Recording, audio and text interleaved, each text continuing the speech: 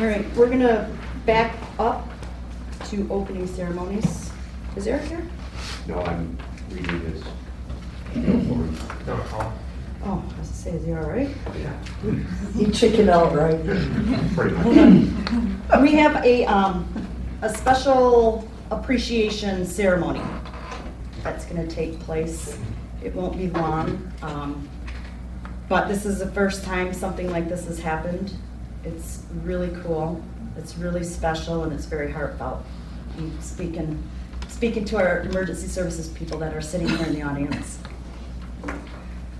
We love you guys. Take it away, boys. I'm Grant Johnson, for anybody that doesn't know me.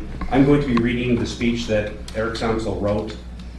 He went on a call because, as we all know, just because you have something planned doesn't mean that the EMS gods are going to allow you to do it. And I'm going to read it verbatim from Eric. Good evening, everyone. Everybody here is aware of my strong ability of public speaking, so my apologies, but I will be reading off script for this important recognition. For many years, the profession of emergency services has had the attitude of suck it up, it's part of the job, it is what we do, after we've had a bad or difficult call. Recent years, there is finally the awareness of what we do is not normal, what we see is not normal, and PTSD is being recognized in emergency services as it has been in the military. Here at Blair Township, with the continued support of the Blair Township Board of Trustees, we recognize this. We are the first agency in the region to host the Career Survival Class and to make Backing the Badge available to our employees. Our crews experience many bad or difficult calls. What they see, the life they couldn't save no matter how hard they tried, the burning house at Christmas time that they could not extinguish despite all their efforts. With that said, it is also important for us all to recognize our crew's efforts that have a positive outcome. In recent months, Blair Township Emergency Services has been involved with several high acuity calls, and our staff has exceeded in showing their dedication, quality performance, and professionalism while representing Blair Township. First, I would like to recognize the efforts of some people that exceed in the normal day-to-day business aspects of our service. Chief Bill Parker. Chief Parker has been at Blair Township for about a year and a half. In his short tenure with us, he has brought many positive changes to the fire department. Chief Parker has dramatically improved our community risk reduction and improved our public relations with such things as the fabulous 911 ceremony hosted at Blair Township. Chief Parker represents Blair Township as a board member with the Regional Training Center that is located in Blair Township. Chief Parker represents Blair Township Emergency Services in many meetings, Central Board, Chiefs, and LEPC meetings, to name a few. Chief Parker takes his job to heart and responds to almost every major incident Blair Township Emergency Services responds to, no matter the time of day, night, or day of the week. EMS Coordinator Grant Johnson. Grant Johnson has been a full-time paramedic firefighter with Blair Township since 2006. Within the past year, Grant moved into the EMS Coordinator position. Grant came into the position during a time of employee frustration with our documentation software and what seemed to be a never-ending changes in documentation requirements handed down from the state of Michigan. While continuing his unappreciated responsibility of QA, which is ensuring consistent and quality documentation within our organization, he kept to the grindstone and configured our documentation software to be compliant with the new state requirements while meeting our crew's satisfaction. Grant has also been a key player in our education. We have provided education to our employees with Skills Day, ACLS, and PALS recertification at Blair Township. Our first time ever, and we are having very positive outcomes and employee feedback. When these two gentlemen hired into their positions respectively, I sat with each of them at the time. I explained to them that my expectations were for them to continue making Blair Township Emergency Services a leader in our profession and a respected department all around northern Michigan. Our Township Board of Trustees and our residents should be proud of our Emergency Services Department that these two gentlemen continue to guide, because they certainly are meeting my expectations. A couple of part-time employees that step up and go above and beyond. Justin Runyon. Is he here today? He's on a call. Justin has been a part-time paramedic firefighter with Blair Township Emergency Services since 2015. Residing in Buckley and a member of Buckley Fire and Rescue, it's like he has been part of our team for many years. Justin Buckley, as a part-time employee, goes above and beyond, and as he has committed the extra time and effort with successful grant writing for our services. In a period of 1 year's time, Blair Township Emergency Services has been awarded well over $20,000. These grant awards have allowed us to increase the number of inspectors, stock an MCI unit, and outfit each of our apparatus with iPads and new software. Matt Sterling. Matt has been a part-time paramedic firefighter with Blair Township Emergency Services since 2006, previously residing in Grand Traverse County, and continues to own a vacation property here. Matt continues to show his dedication to our service. Matt, from a distance, is our instructor coordinator, submitting for continuing education credits for the state of Michigan for any of our trainings. Matt works closely with Grant Johnson, scheduling medical trainings such as our skills day and other medical trainings. Matt makes it possible to host our own ACLS and PALS recertification classes for our employees here at Blair Township. And now I will present our EMS recognitions. The first one, these are just examples of things that started out and ended up being rather unusual. There's one particular name that seems to be associated with all of them, and we'll see who that is. In November of 2018, paramedic firefighter Amy Wiggins was dispatched for a childbirth happening on the side of the road. She was updated that the child had been born and they were currently in the vehicle. This was an ALS intercept, and the BLS agency did not respond for whatever reason. So they had to call for our staff to come down so she could transport this patient. The other people involved were Curtis Walters and Eric Darling, who is on the other call that we're having right now. And the lady gave birth to a healthy baby girl. This was in the middle of, or in November, when it's nice and cold out, and we're worried about keeping these babies warm, making sure nothing's going wrong with mom, and she did an excellent job at it. Did she name it Amy? Huh? Did she name the baby Amy? No, I asked. Maybe the middle name. I was hoping, but I don't think so. March of 2019, Amy Wiggins again was dispatched to Buckley for a woman in labor. This woman had a history of substance abuse and had no prenatal care. And when you have a patient that has had no prenatal care, anything can happen. You don't know what could be going on with that baby. It could be perfectly healthy, or it could be terribly, terribly deformed. She recognized the imminent delivery and had everybody pull over, and they delivered the baby in the ambulance on the side of the road. And fortunately, baby came out okay. And I was actually able to give Amy the first stork pin that I've ever handed out. Stork pin is a tradition with EMS. You don't get one for her first call where you're batting cleanup. You have to actually catch a baby. And in that case, she actually got her stork pin for that. And it was a baby boy. His name wasn't Amy. I was Amy. gonna say-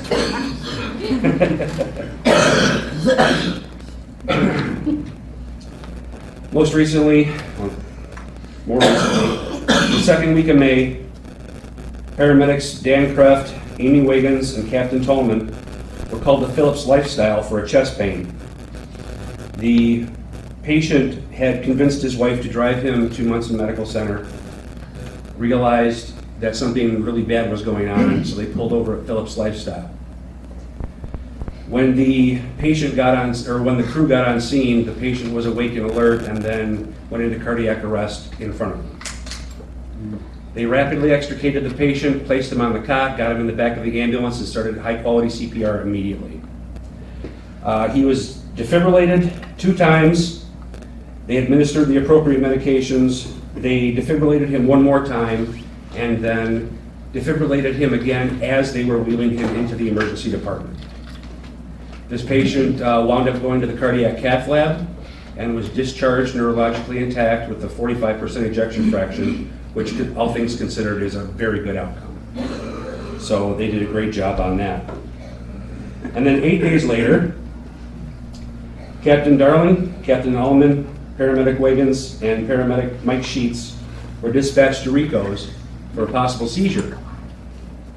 And those of us in EMS know that sometimes people have small seizures before they go into cardiac arrest. And that's exactly what happened.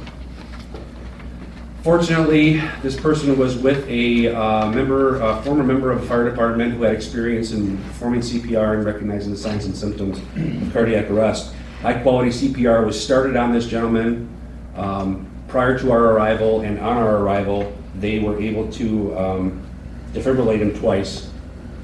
I believe he woke up before they even got to the hospital, and giving him the appropriate medications, where he wound up being discharged, and he is with us here today, and his name is Bill Denniston. Bill, did you want to say a few You words? want me to say something? Absolutely, come on up.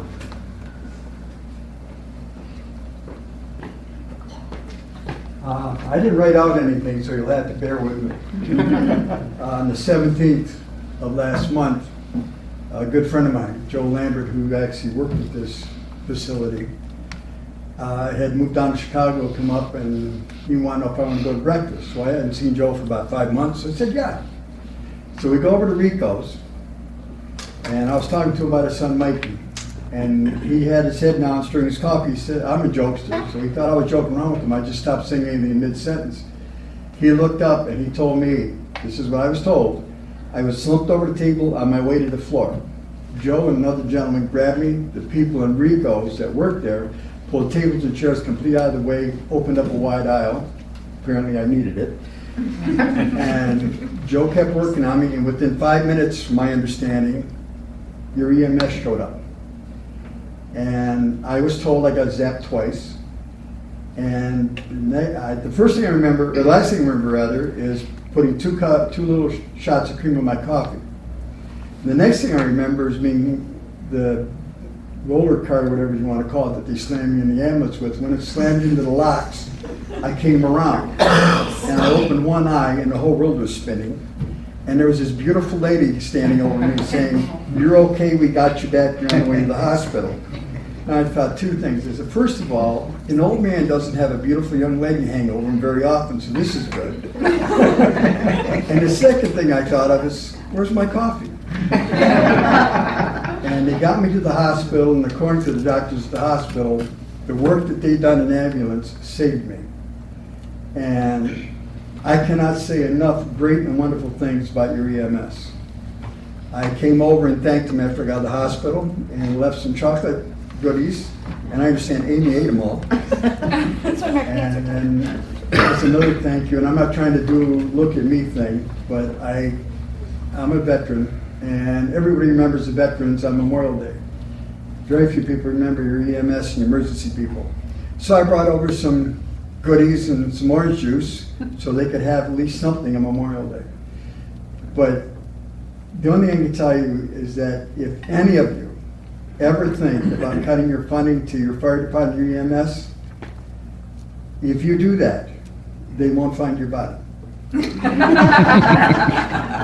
I want to thank you again, all of you, for saving my life. Because in reality, according to my friend, I was dead. I was about 2 steps out the door, and Amy and your group brought me back, and I appreciate it. Thank you very much. Thank you, Amy. Thank you.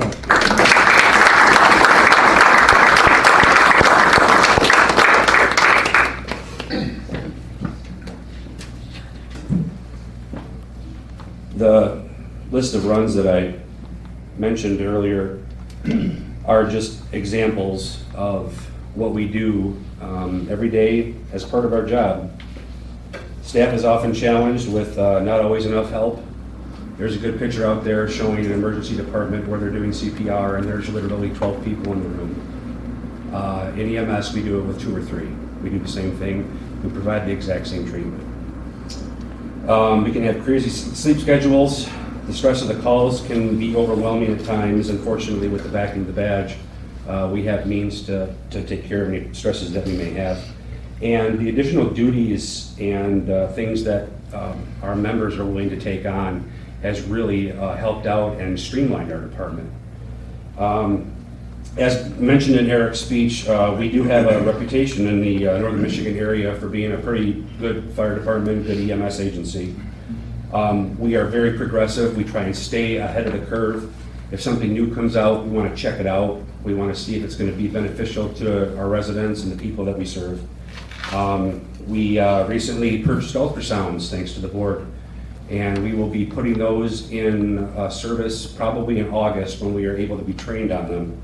We'll be able to be to check for internal bleeding. We'll be able to check for cardiac standstill, collapsed lungs, and things like that. We were the first agency in the area to have Lucas devices, the automatic compression devices that make it possible for us to work a cardiac arrest with just 2 people. We were the first to have IV warmers in the area. And our paramedics are very good because we also have to do intercepts over long distances. We have been down as far south as south of 55 with MESIC to come back up to Munson. And when you have a critical patient, that can be very challenging, and every one of our staff is superior in their skills, and I know can take care of. These paramedics, every paramedic that starts here, we always tell them, please, if you need help, call the station, get a second pair of hands. And there's never any teasing or bad things said about someone when I know that if Amy or Curtis call me for help, they need it and they need it bad, and I probably would have needed it as well. So we all support each other as well doing that. Our staff do things such as call for STEMI alerts, which is the heart attack, the active heart attack. We stay with the patient until they actually go to the cath lab. They stay on our cot, they stay on our monitor, they stay in our care until they go up to the cath lab. We do stroke alerts. We recognize the signs of a stroke and alert Munson as soon as we can so they can provide the necessary treatment. And we even, on occasion, are able to do sepsis alerts, which seemed to be kind of propped up a couple of years ago that was killing a lot of people. We were the first, and as far as I know, the only agency that still uses lactate meters, which helps you diagnose for sepsis. And the future is just going to be whatever we can find that we think will benefit our residents, whatever will benefit us, and benefit all the people that we serve. Grant, how about the first to be in the ALS department? Yes, as well, first to be ALS. And like as Nicole describes it, we weren't a fire agency that took over EMS, we were an EMS agency that took over fire. So, my presentation is done, and now I give you guys Chief Bill Parker for fire wreckage. As Grant said, it's been a busy couple weeks, a couple months, on not just the EMS side, but also on the fire side. So there's 4 events that have happened during that same time frame that we're going to recognize some people for. The first was a fire on April 3rd at Doug's Underground over on 37. The crews quickly responded within 5 minutes to find a fire up in the attic above the workshop. On that call was Captain Scott Allman, Daryl Case, Tim Gahart, Dan Kraft, Justin Runyon, and Captain Tallman. Their quick actions got the fire out using our K-12 to cut a hole in the side of the building to get very expensive equipment for digging underground outside of that warehouse, plus all their office area. All the equipment, stuff was saved, and with that was very quick actions to get that fire out above Doug's Underground. Then on April 28th in the afternoon was our first MABUS activation. Never thought that I'd bring MABUS to you guys and request that you guys approve that, but exactly what happened is why MABUS was in effect. With that was the fire over on Carlin Road in the Wildlands. At the end, it was 140 acres had burned. That involved having 18 different departments from around the region respond, which involved over 80 staff members responding to that fire. That was a great collaboration. It was all woods burning, so it was a great test of our first MABUS activation pretty much in the region. And as many people saw around here, this became a second staging point for apparatus we didn't need at the scene, and we had for apparatus from all the way from Northport here at this station to provide coverage while the rest of us were tied up on that incident. The next one was the next day, April 29th. Metro had a fire up on Silver Lake Road. They requested us to respond to assist them. The crews responded within 4 minutes and were on scene. That was a different fire. It wasn't a fire, it was 3 fires. The wind was blowing in off of the lake, which caused that building to torch up and catch 2 other buildings on fire. Our crew was assigned to the building to the south, which was a residence, and the quick actions of Dan Kraft, Captain Tallman, and Darren Mansfield, that building had very minimal damage to it on their actions of keeping the fire down. With that was kind of interesting though. Members that responded off duty to come back: Greg Johnson, Mike Sheets, Captain Tallman, Brett Repnell, Robbie, Curtis Walters, and Amy Wiggins. We had quite a few members on that fire to assist, and like I said, it was very complicated with the wind-driven fire that was. Again, to save property with our neighbors. Not too few days later, on May 4th, in the morning, there was a structure fire called on West Mobile Trail. Crews responded quickly, but again, this wasn't our normal fire. The fire had progressed, and the power lines had come down across the fences surrounding that the trailer there. Crews had to think outside the box to try to access that fire. Those crews were Amy Wiggins, Captain Tallman, Robbie, Captain Allman, and Brett Repnell. Did you say Robbie's last name? No. You noticed that. You were supposed to catch that. Just like it reads. So, responded quickly. Like I said, that wasn't normal. You couldn't access it from three sides. They had to go through a wooden fence to get access to that fire. Again, responding greatly and appropriately. And as Grant mentioned, the staff does something daily to this, and we are respected in the region for the department that we have. And we thank the board for, it wouldn't be possible without your guys' decisions for those. So with that, of the staff that I mentioned, we'd like to have all of them come up and receive a certificate of outstanding service that reads, "In honor of your outstanding performance and dedication, we gladly present our employees," which with your name, "with a certificate of recognition for your high quality, high standards of excellent service. Blair Township's Emergency Services, signed by Director Samsel and Township Supervisor." With that, I'll also mention that Director Samsel, during all those events, stayed back here to cover and was also very active so we could get as much staff as we could to the emergency scene that was going on. He actually has handled several calls by himself or with other people for those calls, so we thank him for that. So if the staff here can come forward and receive these.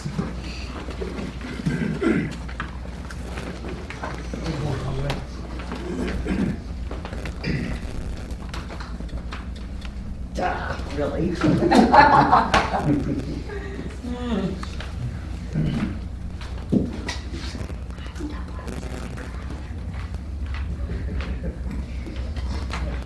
I know, right? Right. What? We won't state anyone. Just act like it's appropriate and we'll get the right stuff.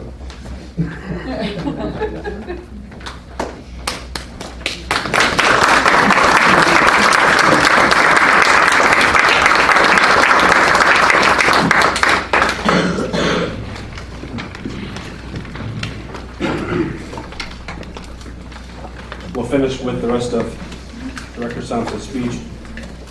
This management feels strongly it is important to recognize our employees when they perform their duties well and have a positive outcome to go above and beyond. We will do our best to keep track of these events and move forward with the earned recognitions. Previously stated, Blair Township Emergency Services has been recently involved with numerous high acuity calls with great outcomes. I don't know if you noticed, the majority of our employees have been recognized as they have earned it. What also needs to be recognized are the extra responsibilities our employee group takes on willingly behind the scenes. We have an elite group of people that all pitch in and make the normal day-to-day business happen. Supply ordering, vehicle maintenance, billing QA, community risk reduction, PR, and many extra tasks. Each of these employees contribute to the service when they are not performing the life-saving or property protection measures. They all pitch in and contribute above and beyond to make this a great service. We've learned the way we carry with too many bad memories overburden the people who work in this profession. One way to lighten that load is to talk about it, or tonight we are hopefully providing several good thoughts and memories to counterbalance the bad. The service appreciates its employees and the commitment they have to Blair Township and its residents and business owners. Thank you for your time this evening.